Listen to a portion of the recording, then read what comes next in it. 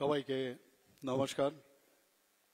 আজকে রবীন্দ্র শতবার্ষিকী ভবনে প্রবুদ্ধজনদের সঙ্গে যে মত বিনিময় সভা এবং তার যে আয়োজক আমাদের সদর আরবান ডিস্ট্রিক্টের ত্রিপুরা প্রদেশ বিজেপির নির্দেশনায়, সেই উপলক্ষে এখানে উপস্থিত আছেন যিনি একটু আগে ওনার বিস্তারিত আলোচনা আমাদের সামনে রেখেছেন, প্রদেশ সভাপতি তথা রাজ্যসভার মাননীয় সাংসদ শ্রী রাজীব ভট্টাচার্য মহোদয়।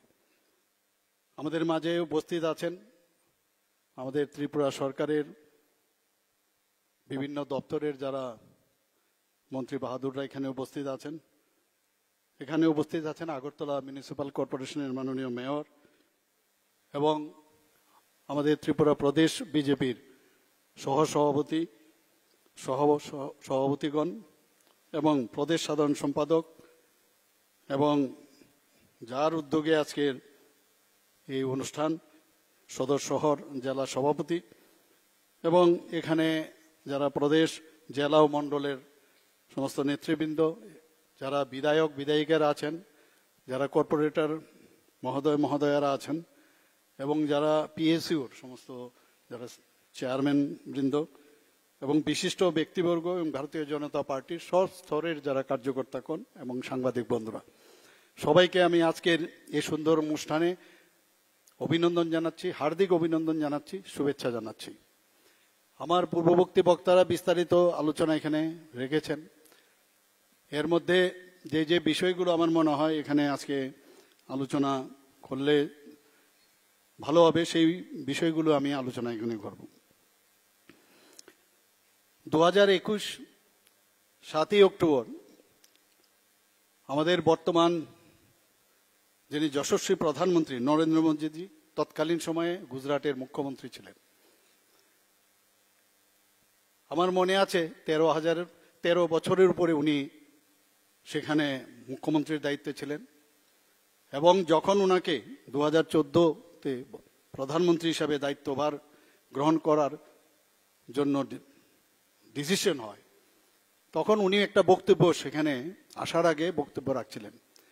সেখানকার যারা জনসাধারণ ওরা ভাবছিল যে আমাদের এরকম জনপ্রিয় মুখ্যমন্ত্রী আমাদের ছেড়ে চলে যাচ্ছেন। তো সেই জায়গায় উনার বক্তব্যে উনি বলেছিলেন যে मुझे तो अभी आप लोग देश को चलाने के लिए भेज रहे हो, आप चिंता मत करो, मैं आप लोगों के साथ हूं, लेकिन अभी देश चलाने के लिए मैं जा रहा हूं। সেদিন আমি দেখলাম এত কনফিডেন্স ওনার মধ্যে। আমি কেন সবাই আমরা দেখেছি যে কিরকম বরিষ্ঠতার সাথে এই কথাটা বলেছেন, আমি দেশ চালানোর জন্য যাচ্ছি। এবং এই কনফিডেন্সটা কি করে আসলো? আমরা যারা সায়েন্সের স্টুডেন্ট বা অন্য যেসব বিভাগের স্টুডেন্টরা আছেন আমরা জানি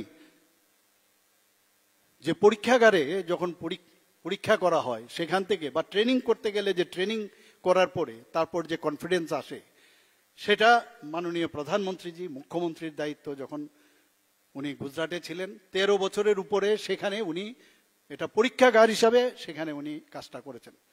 গুজরাটের কি অবস্থা ছিল আমাদের সবাই জানা। জল ছিল না সেচাইয়ের জন্য, খাওয়ার জল ছিল না, একটা মরুভূমির মতো একটা প্রদেশ ছিল। সেই জায়গায় উনি মডেল গুজরাট হিসাবে উনি সেখানে সেটাকে পরিগণিত করেছে। এবং এই যে কনফিডেন্স, আজকে বিভিন্ন স্কিমের বিষয়ে কথা বলছে, কিভাবে সাধারণ মানুষের কাছে যে স্কিমগুলো পৌঁছানো যায় সবগুলো উনি পরীক্ষা সেখানে করেছেন। সেই কনফিডেন্সের উপর ভিত্তি করে 2014-তে উনি প্রধানমন্ত্রীর দায়িত্ব ভার উনি গ্রহণ করেন। আমরা একটা অদ্ভুত যে সিন সেদিন আমরা দেখেছিলাম, পার্লামেন্টে ঢোকার আগে উনি ষষ্ঠাঙ্গ প্রণাম পার্লামেন্টকে করেছিল। আমাদের শেখার অনেক কিছু আছে। আজ পর্যন্ত ইতিহাসের পাতায় এই ধরনের প্রধানমন্ত্রী আমরা পাইনি। প্রণাম করে পার্লামেন্টের ভিতর উনি ঢুকেছিলেন। প্রথমবার এমএলএ, প্রথমবার মুখ্যমন্ত্রী, প্রথমবার এমপি, প্রথমবার উনি প্রধানমন্ত্রী। আমি জানি না আগামী দিন এই ধরনের নেতা আমরা পাবো কিনা।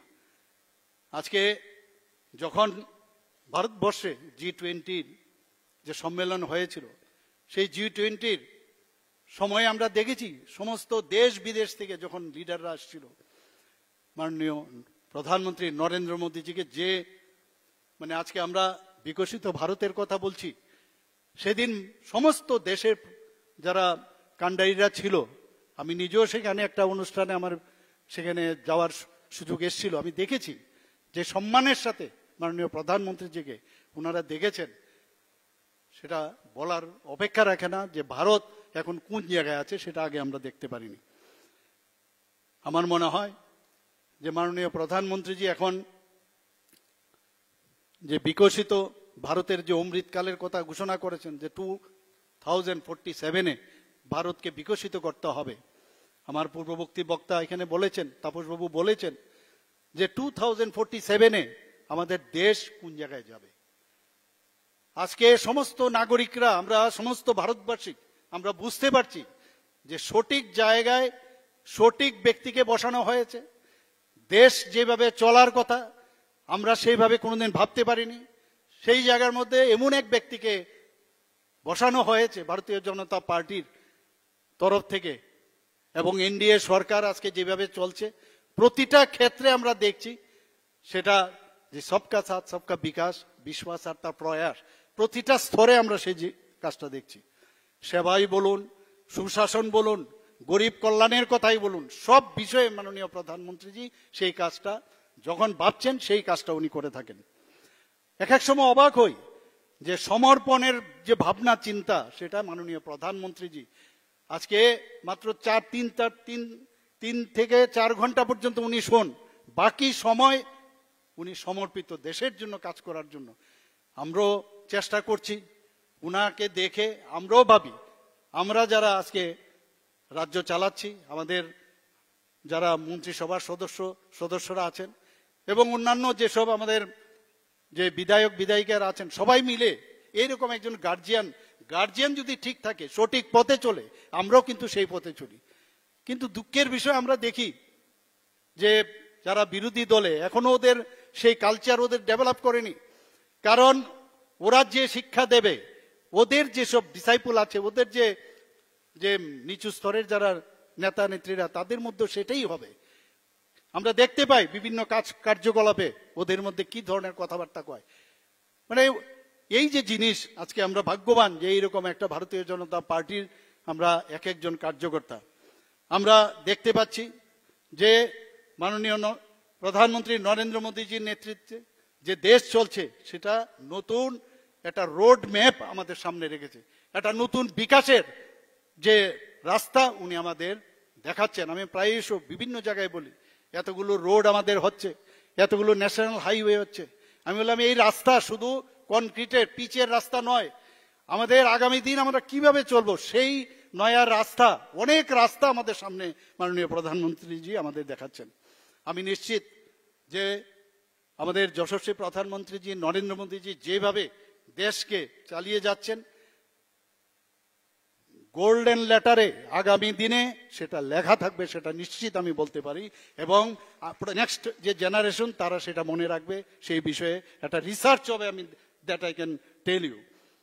আমাদের আজকের যে বিকশিত ভারত, আত্মনির্ভর ভারত, সংকল্প থেকে সিদ্ধি, সেই যে কথাগুলো, সেটার যে কার্যকাল নরেন্দ্র মোদীজির সময়ে আমরা দেখতে পাচ্ছি। বন্ধুগণ, ভারত আজকে যে শক্তিশালী একটা ভিতের উপর আজকে প্রতিষ্ঠিত হয়েছে, ফাউন্ডেশন ইজ ভেরি ইম্পর্টেন্ট। এত বছর স্বাধীন হওয়ার পরেও দেশ কিন্তু সেইভাবে শক্তিশালী হয় না। আমি বলবো, যেটা তাপসবাবু বলেছেন, যে একটা বিদেশি পত্রিকার মধ্যে কি বলেছেন, যে এতদিন বাদে ইংরেজ মুক্ত ভারত এতদিন বাদে হয়েছে, এটা বলার অপেক্ষা রাখে না। একটা স্ট্রং ফাউন্ডেশন আগামী প্রজন্মের জন্য মাননীয় প্রধানমন্ত্রীজির নেতৃত্বে সেটা সম্ভব হয়েছে। আমি বর্তমানে যে সীমা সুরক্ষার কথা যদি আমরা বলি, আমরা অর্থ ব্যবস্থাকে যদি মজবুত করার কথা বলি, আমরা যদি বিভিন্ন টেকনোলজি, মাননীয় প্রধানমন্ত্রীজি টেকনোলজিকে কিভাবে ব্যবহার করতে হবে সেটা আমাদের শিখিয়েছেন। আমি কিছুদিন আগে দিল্লিতে আমি গিয়েছিলাম, একটা নর্থ ইস্টার্ন জোনের একটা যে কনফারেন্স সেখানে হয়েছিল, সেখানে আমাকে বলতে হয়েছিল যে আর্টিফিশিয়াল ইন্টেলিজেন্স উইথ 5G। সেটা আমি পড়তে গিয়ে আমি যা দেখলাম, কি চিন্তা ভাবনা মাননীয় প্রধানমন্ত্রীজি। আজকে এখানে আমার সাথে কৃষিমন্ত্রী মহোদয় এখানে আছেন, যে আর্টিফিশিয়াল ইন্টেলিজেন্সে বারবার বলছে কৃষি কৃষি আমাদের দেশ কৃষি প্রধান দেশ, সেটা যদি কৃষকদের যদি আমরা শক্তিশালী না করতে পারি, তাদের জন্য এআই এর মাধ্যমে সেখানে জমির কি উর্বরতা আছে সেটা আপনার জানা যায়, কোন পোকামাকড় আসবে আগের থেকে বলা যায়, যে কারণে আগের থেকে প্রতিরক্ষা করা যায়। আমাদের এখন যারা হেলথে যারা কাজ করেন, সেখানে দেখা গেছে এআই এর মাধ্যমে আপনি যখন পড়াশোনা করবেন, মনে করবেন যে আপনি বুঝি ইউ আর ইন ওটি, এমন একটা অবস্থা দাঁড়িয়ে গেছেন। সেই জায়গার মধ্যে প্রধানমন্ত্রী টেকনোলজিকে ব্যবহার করার কথা আজকে সর্বস্তরে আজকে মানে আমাদের এই যে এআই এর কথা উনি বারবার বলছেন। মোদিজির নেতৃত্বে আমি যদি বলি, কিছু কিছু শব্দ আছে এবং শব্দের বাস্তবায়ন যদি বলি, সেগুলো কিন্তু মোদিজি আমাদের সামনে রেখেছেন। রেসপন্সিভ, আমাদের মোদিজির যে সরকার, ভারতীয় জনতা পার্টির নেতৃত্বাধীন যে সরকার, রেসপন্সিভ, যে কোনো বিষয়ে আমরা সচেতন থাকি, রেসপন্স করি। খালি সরকারে বসলাম আর স্ক্যাম করলাম, এগুলো আমরা আগে দেখেছি, কিন্তু রেসপন্স করা ইন পজিটিভ ওয়ে, সেটা আমরা কিন্তু মোদিজি আমাদের শিখিয়েছেন। রেসপন্সিবল হওয়া, যে আমাকে যেহেতু নির্বাচিত করানো হয়েছে, আমাদের সরকার সংখ্যাধিক্যের কারণে সরকার তৈরি করেছি, I am responsible for the accountability আমার থাকতে হবে জনসাধারণের জন্য। রিফর্ম শুধু না, তাকে ট্রান্সফর্ম করার কথা মোদিজি আমাদের শিখিয়েছেন। পাবলিক পার্টিসিপেশন, আজকে এইখানের যে আয়োজন করা হয়েছে, সেই আয়োজনের মাধ্যমে পাবলিক পার্টিসিপেশন, যেটা আমাদের সভাপতি শ্রী রাজীব ভট্টাচার্য মহোদয় বলেছেন, যে ডিস্ট্রিক্ট থেকে মন্ডলে সব জায়গায় এই যে সাধারণ মানুষের মধ্যে গিয়ে পার্টিসিপেট করা, সরকারি পর্যায়ে না, মানুষকে নিয়ে যে চলা বিভিন্ন বিষয়ে, সেটা আমরা মোদিজির সময় আমরা দেখতে পেয়েছি। আমরা 2014 সালে আমরা কি দেখতাম? কেলেঙ্কারি, দুর্নীতি এবং নেপোটিজম, তুষণ করার এই রাজনীতি কিন্তু আমরা এখন আর দেখতে পাই না, এবং সেটা সম্ভব নয়।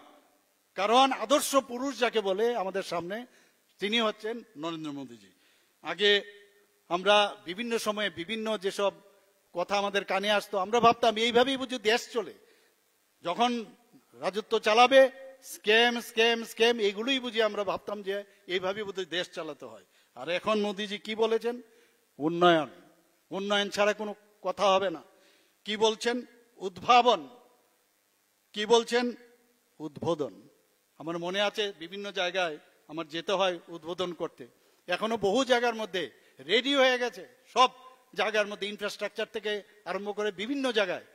তাহলে মাননীয় প্রধানমন্ত্রীজি উন্নয়নের কথা বলছেন, আমাদের উদ্ভাবনের কথা বলছেন, এবং উদ্বোধন করতে হবে, এবং সেটা ফর দ্য পিপুল, সাধারণ মানুষের জন্য সেই কাজটা করতে হবে। আগে আমরা দেখতাম, এখানে আমার পূর্ববর্তী বক্তারা বলেছেন যে যখন আগের প্রাক্তন স্বর্গীয় প্রধানমন্ত্রী বলেছেন, নিজের মুখে বলেছেন, আমরা সবাই জানি যে দিল্লির থেকে যদি 100 টাকা পাঠানো হয়, তাহলে আস্তে আস্তে এখানে 25 টাকায় আসে। যদি 10 টাকায় বলা হয়, তাহলে 4 আনা এখানে আসবে। সেই জায়গার মধ্যে মাননীয় প্রধানমন্ত্রীজি কি করেছেন? এসে এই যে দালাল মাঝখানে, সেটাকে বন্ধ করে দিয়েছেন, এবং যে কারণে ডিবিটির মাধ্যমে আমাদের যারা সাধারণ মানুষ, তাদের অ্যাকাউন্টে সেই টাকাগুলো কিন্তু এখন যাচ্ছে, এবং সেটাকে বলে স্বচ্ছ প্রশাসন, স্বচ্ছ প্রশাসক, সেটা মাননীয় প্রধানমন্ত্রীজি সেটা আমাদের দেখিয়েছেন। আমরা স্বাস্থ্য নিয়ে চিন্তা করতাম যে আমার যদি শরীর খারাপ হয়, কারণ মাননীয় প্রধানমন্ত্রীজি এমন এক বাড়ির থেকে এসছে, চা বিক্রেতার ফ্যামিলির মধ্যে ওনার জন্য, উনি দেখেছেন কি অবস্থা, গরিবী কাকে বলে উনি দেখেছেন। সেই জায়গার মধ্যে উনি দাঁড়িয়েছেন যে যখন এই বাড়িতে ঘরের গরিব মানুষদের যখন স্বাস্থ্যের সমস্যা হয়, তা বেচারা কোথায় যাবে? তার জন্য এত বড় একটা প্রকল্প, সেটা আমাদের মাননীয় প্রধানমন্ত্রীজি আয়ুষ্মান ভারত প্রকল্পের সূচনা করেন। 5 লাখ টাকা করে, 5 লাখ টাকা করে তাদের প্রতি বছরে প্রতিটা ফ্যামিলির জন্য সেই ব্যবস্থা করেছেন। দেখেন, উনাকে দেখে, উনার যে সিদ্ধান্ত, সেই সিদ্ধান্ত দেখে আমরাও ত্রিপুরা সরকার ডিসিশন নিলাম মুখ্যমন্ত্রী জন আরোগ্য যোজনা, সেই একই ধাঁচে 5 লক্ষ টাকা করে, এবং যেখানে যেখানে এমপ্যানেলমেন্টের ব্যবস্থা আছে সব জায়গায় একই ধাঁচে আমরা করেছি। বন্ধুগণ, শেখার আছে অনেক কিছু, এবং আমরা সেটাই বলছিলাম। আমার পূর্ববর্তী বক্তারা বলেছেন সময় কম দিয়েছে, কিন্তু এই সময়ের মধ্যে যদি 11 বছরের উনার যে কার্যকাল এবং কি কি ডিসিশন নিয়েছে সেগুলো যদি বলা হয়, তাহলে আপনারাও টায়ার্ড হয়ে যাবেন এবং আপনারা বলবেন আসছি আবার আগামীকাল আসবো। কাজে এটা শেষ করা যাবে না। এখানে বই বিতরণ করা হয়েছে, কি কি করা হচ্ছে, মোটা যে বিষয়গুলো সেগুলো আপনাদের সামনে ওনারা ধরেছেন। আপনারা শুনে খুশি হবেন যে according to IMF international monetary যে ফান্ড, তারা কি বলছে এখন, ওনারা বলছেন যে অর্থনীতিতে বিশ্বের 4র্থ বৃহত্তর যে অর্থনীতি চলে এসেছে। আমার পূর্ববর্তী বক্তারা বলেছেন যে 11 স্থান ছিল আমাদের, সেই জায়গার থেকে 5ম স্থানে এসেছিল, 5ম স্থান থেকে আজকে 4র্থ স্থানে এসছে।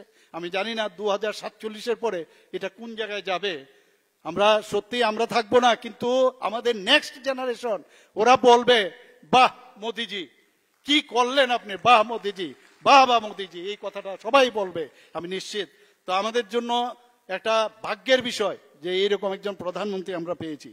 পলিটিক্স অফ পারফরমেন্স, আমরা দেখেছি এর আগে পলিটিক্স কাকে বলে। এখনকার এইবারের একটা জিনিস আপনারা নিশ্চয়ই দেখেছেন যে অপারেশন সিন্দুরের সময়ে সমস্ত বিরোধী দলের বিভিন্ন যারা রিপ্রেজেন্টেটিভ, তাদেরকে আমাদের NDA সরকারের তো আছেই, বিভিন্ন রিপ্রেজেন্টেটিভকে বিদেশে পাঠানো হয়েছে।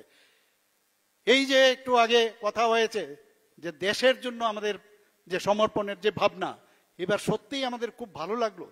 যারা যারা যে পার্টির থেকে গেছে, দেশ আগে, তারপরে পার্টি, তারপর নিজে, এটা কিন্তু মাননীয় প্রধানমন্ত্রী নরেন্দ্র মোদীজি ওইসব পার্টির লোকদেরও শিখাতে পেরেছে দিস ইজ ভেরি ইম্পর্টেন্ট। এবং যেভাবে ওনারা দেশ সম্পর্কে পাকিস্তানের বিরুদ্ধে যেভাবে কথা বলেছে, আমি ওনাদেরকে স্যালুট করব। মাননীয় প্রধানমন্ত্রীজি বলছেন উই ডোন্ট নিড প্রিচার। এবার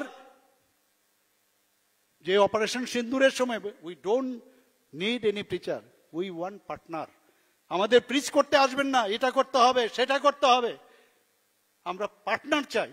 টেররিস্টদের বিরুদ্ধে আমাদের যদি যুদ্ধ ঘোষণা যেহেতু করা হয়েছে, আপনারা একবার এক এক সম্মেলনে আপনারা বলবেন, বিশ্বের বিভিন্ন যেসব মিটিংগুলো হয় সেখানে টেররিস্টদের বিরুদ্ধে এগেনস্টে বলবেন, কিন্তু কার্যকরতে দেখা যায় আপনারা উল্টো কথা বলছেন।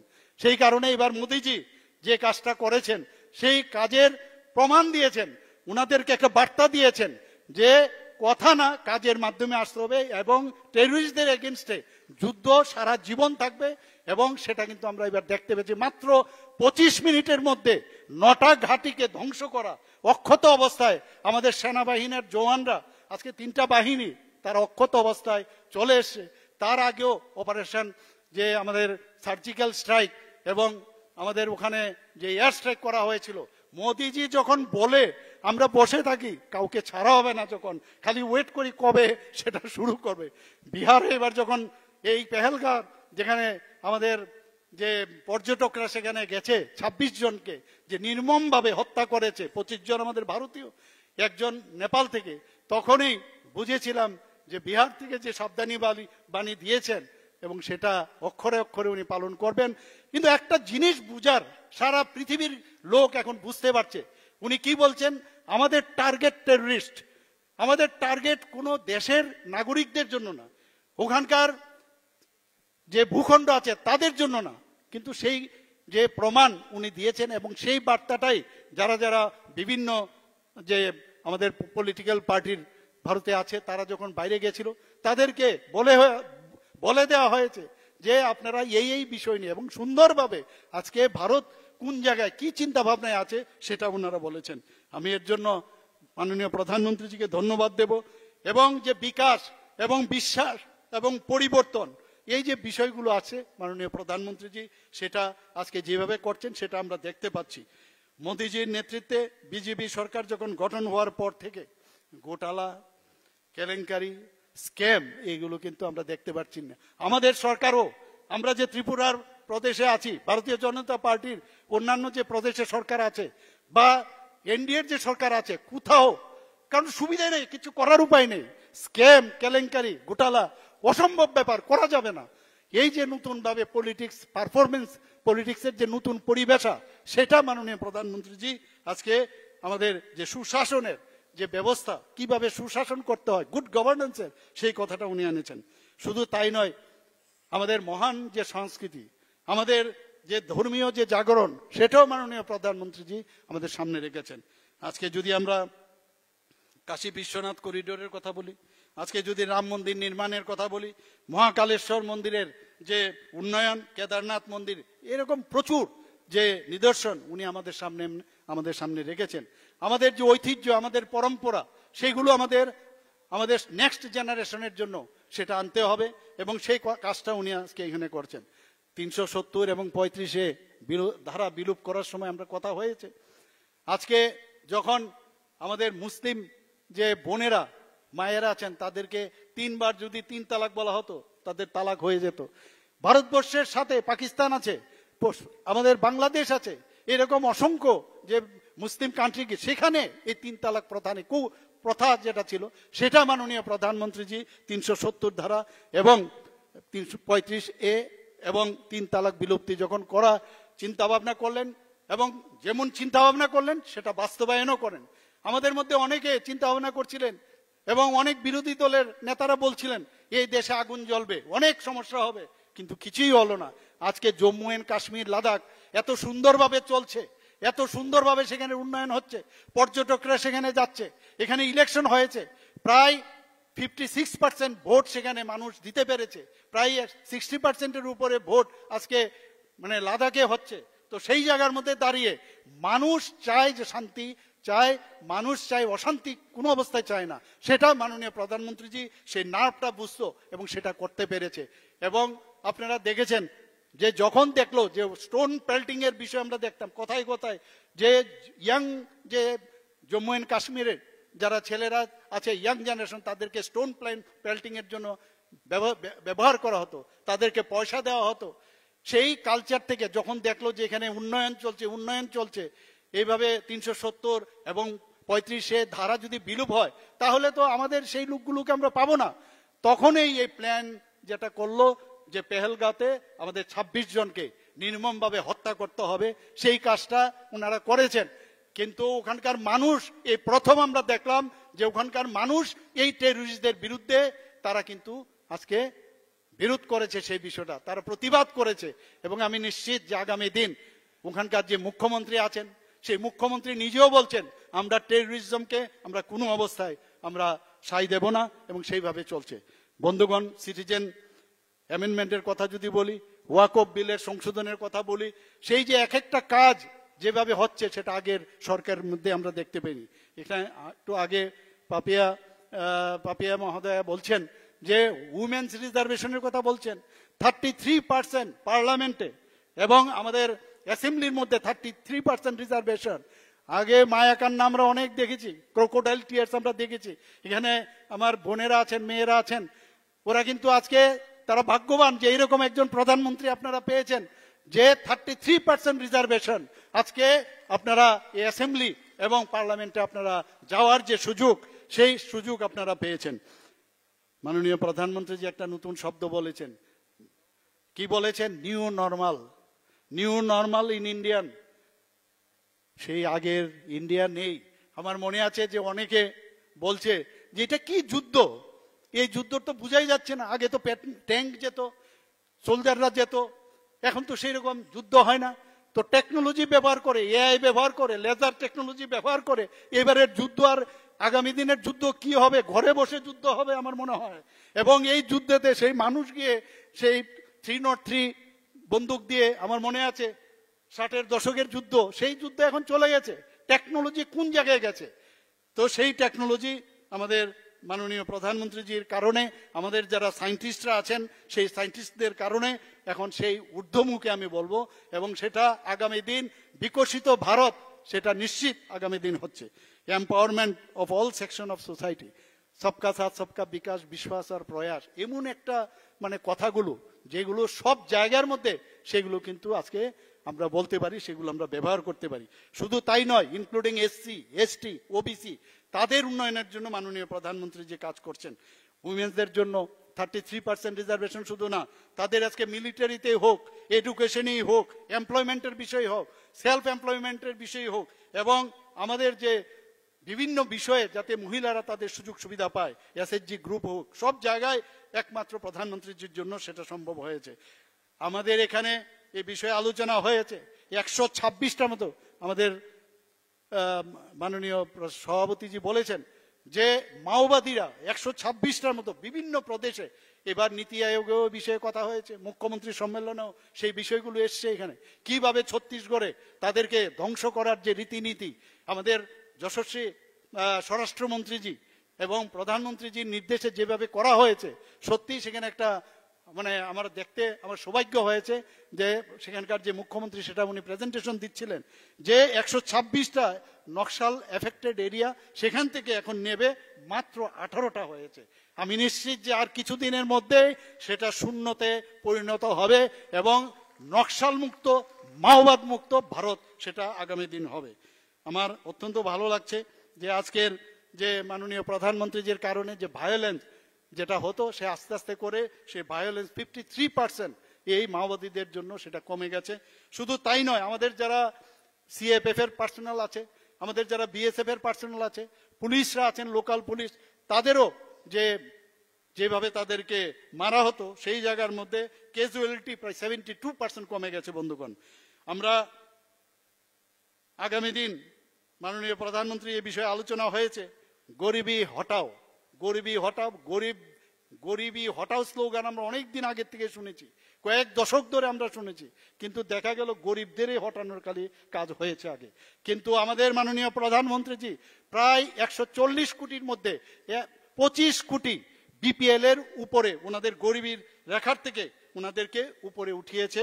এবারের যে রিপোর্ট এসছে তাতে দেখা গেছে 25 কোটি মানুষ আজকে তাদের যে স্তর ছিল তার থেকে উপরে চলে এসছে।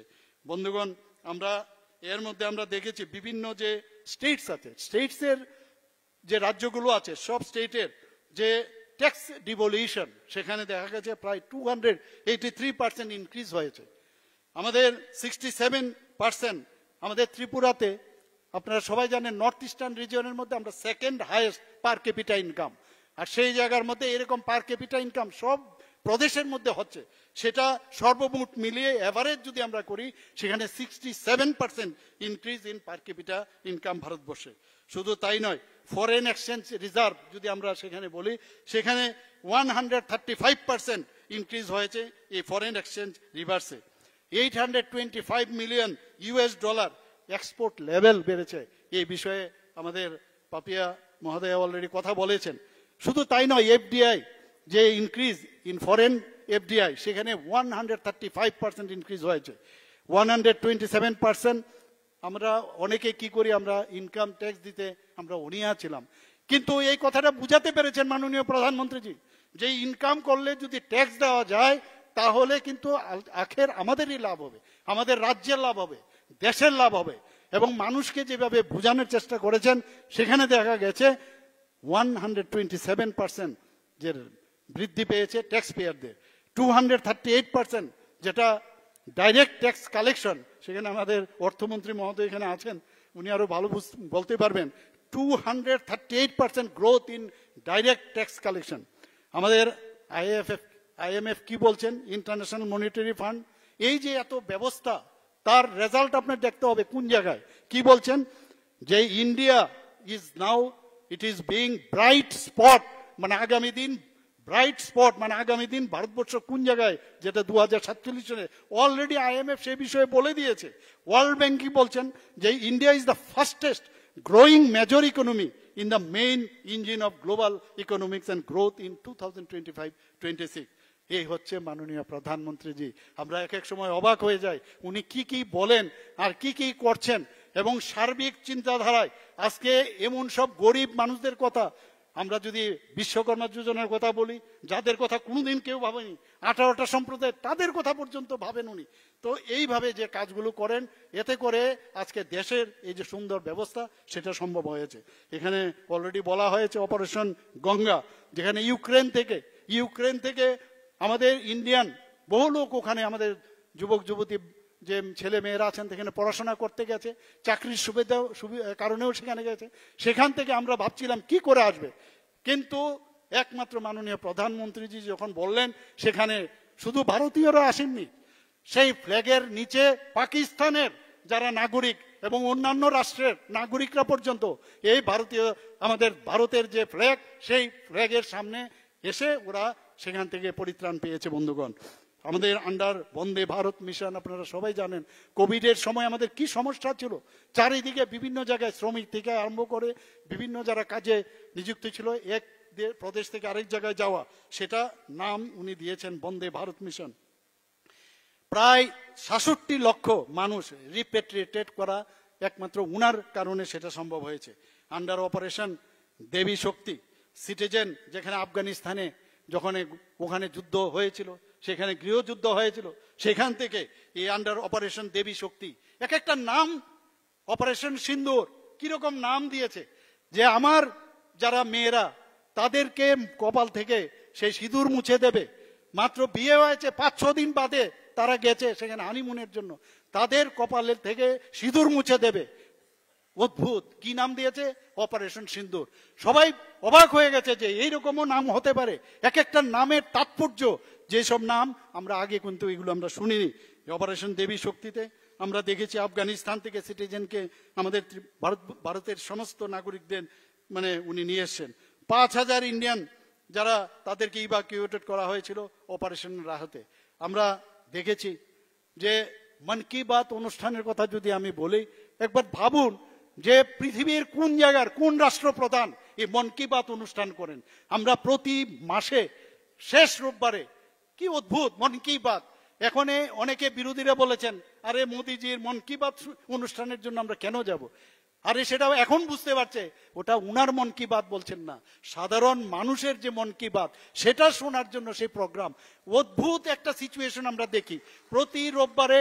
সেই মহাভারত রামায়ণের সময় আমরা দেখতাম, সবাই বসে থাকতাম কবে সেই এপিসোডগুলো হবে। আজকে মন কি বাত অনুষ্ঠানের জন্য সারা ভারতবর্ষের মানুষ, ইভেন বাইরের যে মানুষ যারা ইন্ডিয়ান আছে, তারাও সেটা দেখার জন্য, শোনার জন্য যে মোদিজি কি বলছেন।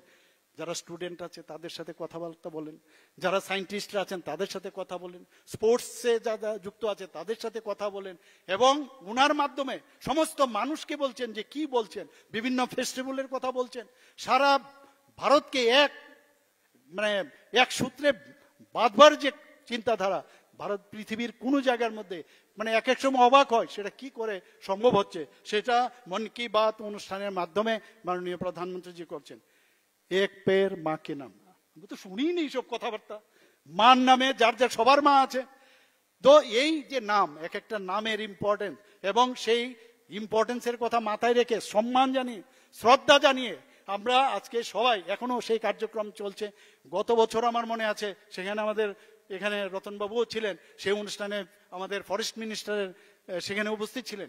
সেখানে 5 মিনিটে, আমি গর্বের সাথে যখন দিল্লিতে আমি কথা বলি যে 5 মিনিটে আমাদের ত্রিপুরাতে 5 লক্ষ পেড় সেখানে লাগানো হয়েছে বন্ধুগণ, এবং সেটা আমরা দেখিয়েছি। এবং আগামী দিনেও মাননীয় প্রধানমন্ত্রী যে আমাদের যেভাবে মার্গদর্শন করেন, সেটা এক পেড় মাকে নাম, সেটা আমরা করব।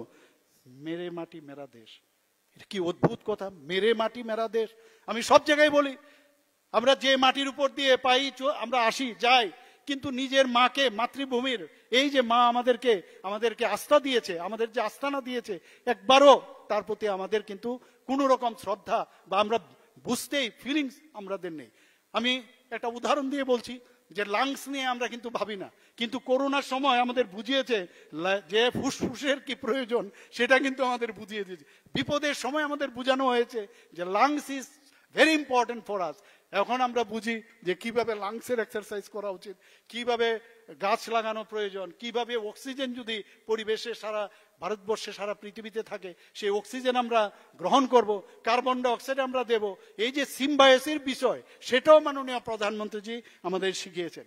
মেরে মাটি মেরা দেশ, আমরা কি করলাম যে এই মাটি নিয়ে আজকে কর্তব্য পথে আমরা সেই মাটি প্রতিটা কোনায় কোনায়, আমাদের 58টা ব্লক আছে, 58টা প্লাস মিউনিসিপ্যালিটির একটা আছে, সমস্ত মিউনিসিপ্যালিটি থেকে কর্পোরেশনের মাধ্যমে আমরা 58+1 59 কলেজ আমাদের এখানেও আমরা সেই কাজটা আমরা করেছি।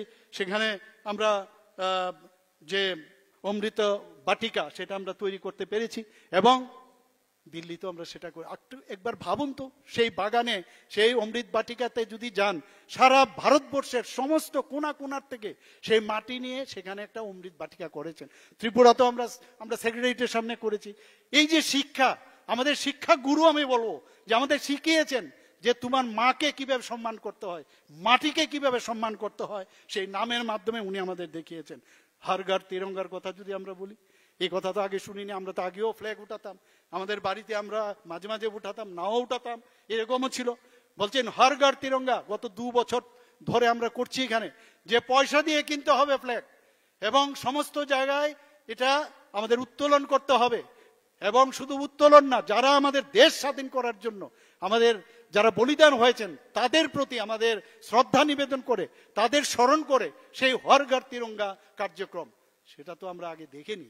আমাদের একত্রীকরণ করার যে ব্যবস্থা প্রধানমন্ত্রী করেছেন, আমরা সবাই ইউনাইটেড, আমরা যে সবাই সবার জন্য, সেটা আমাদের মনে করিয়েছেন। বিপদে যখন আমরা পড়ি তখন কিন্তু আমরা বুঝি যে উই আর নট সেপারেটেড। রক্তদানের সময় আমি প্রায় এক কথা বলি, যখন ব্লাড ডোনেশন হয়, ব্লাড ডোনেশনের সময় কোনো ধর্ম থাকে না, কোন মহিলা দিচ্ছে 18 বছর থেকে 65 বছর পর্যন্ত রক্ত দিতে পারে, তখন মনে হয় কোন ধর্মের দিয়েছে, কোন বয়সের দিয়েছেন, মেল দিয়েছেন না ফিমেল দিয়েছেন, সেখানে কিন্তু আমরা দেখতে পারি না। আমরা যে সবাই এক, সেটা কিন্তু মাঝে মাঝে আমরা ভুলে যাই। একজন আরেকজনের পিছনে আমরা বিভিন্নভাবে আমরা বিভিন্ন কথা বলি, কিন্তু মানুষের জন্য সেটা মাননীয় প্রধানমন্ত্রীজি এই হর ঘর তিরঙ্গার মাধ্যমে বুঝিয়েছে। 75 বছর পূর্তি হলো আমাদের দেশ যখন স্বাধীনতা, সেখানে উনি আরেকটা বিষয় বলেছেন, 75 সীমান্ত গ্রাম ক্রান্তি বীরকা নাম। ভাবা যায় কোনোদিন? আমাদের এখানে প্রতিটা গ্রামে 75টা গ্রামে সেখানে আমরা ফলক তৈরি করেছি। আমরাও জানতাম না আমাদের ত্রিপুরার মানুষ এরকম যে দেশের জন্য বলিদান হয়েছেন, যারা দেশের স্বাধীনতার আগে বলিদান করেছেন তাদের নামের তালিকা আমরা বের করেছি। আগে কাগজের পাতায় লেখা থাকতো, সেখানে অক্ষরে আমরা সেখানে খোদাই করে তাদের নাম দিয়েছি। যারা বিএসএফ, যারা সিএফএফ এর আছেন, যারা আসাম রাইফেলসে আছেন, ত্রিপুরার যারা আছেন, তাদের নাম এক একটা গ্রামের মধ্যে, সেই কাজটা মাননীয় প্রধানমন্ত্রীজি করেছেন। ইতিহাস মনে রাখবে আমি যেটা বলছি, যে প্রধানমন্ত্রীজি কি করেছেন এই দেশের জন্য, সেটা আজকের এই দিনে আমার মনে হয় আর বেশি কিছু, আজকে যদি উজ্জ্বলা যোজনার কথা বলি, আমার মনে হয় আগের আমার বক্তারা বলেছেন, প্রধানমন্ত্রী আবাস যোজনার কথা বলি, সেটা বলা শেষ করা যাবে না। তো এরকম অসংখ্য যেসব কাজ, স্বচ্ছ ভারত অভিযানের কথা যদি বলি, হর ঘর যে আজকে মুফত বিজলি, সেই কথা যদি বলি শেষ করা যাবে না। সেই কথাটাই আজকে বলা হচ্ছিল, আমি কথা বলছিলাম মাননীয় মিনিস্টার সাহেবের যাতে এত অল্প সময়ের মধ্যে সেটা শেষ করা যাবে না। এবং এইবার একটা জিনিস আমরা দেখলাম যে প্রতিটা গ্রামে গঞ্জে, আমরা নিজেরাও সেখানে ছিলাম, যে অপারেশন সিন্দুরকে সাপোর্ট করে যেভাবে মানুষের মধ্যে একটা সারা জাগানো একটা রিয়াকশন আমরা অ্যাকশন দেখলাম, সেটা সত্যি সবাইকে আমি স্যালুট করতে চাই। এবং সেটা একমাত্র সম্ভব হয়েছে মাননীয় প্রধানমন্ত্রীজি নরেন্দ্র মোদীর জন্য। এই কথা বলে আগামী দিন একটা সুন্দর ভারত হবে, সুন্দর রাজ্য হবে, এবং সেটা একমাত্র সম্ভব হবে সবাই যদি, if we are all United. সবাইকে অসংখ্য ধন্যবাদ, নমস্কার, জয় হিন্দ। অনেক অনেক শ্রদ্ধা ও ধন্যবাদ জ্ঞাপন করছি আমাদের রাজ্যের জনপ্রিয় মুখ্যমন্ত্রী দাদা মানস মহোদয়কে। বিকশিত ভারতের অমৃতকাল, সেবা সুশাসন ও গরিব কল্যাণের 11 বছর পূর্তিতে ছোট ভিডিও